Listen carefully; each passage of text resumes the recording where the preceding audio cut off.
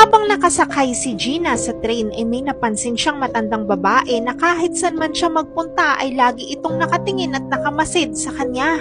Kaya naman naglakas loob na siyang kausapin ito. Tinanong niya kung bakit ba ito sumusunod sa kanya pero hindi ito sumasagot. Pagkatapos noon ay lalapitan na sana niya ito pero bigla itong naglaho at nagkapalit sila ng posisyon. Ilang sandali pa ay meron siyang nakitang matandang babae. Nagsumbong siya dito at sinabing lagi siyang sinusundan ng matandang babaeng nakaitim. Nagmagandang loob ito na kausapin yung matanda pero nagsisisigaw itong tumakbo papalayo sa matandang nakaitim. Gabi na noon at nakarating na si Gina sa house ng uncle niya. Nagsumbong siya dito dahil hanggang doon sa bahay ng uncle niya ay sinusundan pa rin siya ng matanda. Kaya naman lumabas yung uncle niya at kinausap ito. Pero pagkatapos noon ay nagsisisigaw ang uncle niya at tumakbo rin papalayo.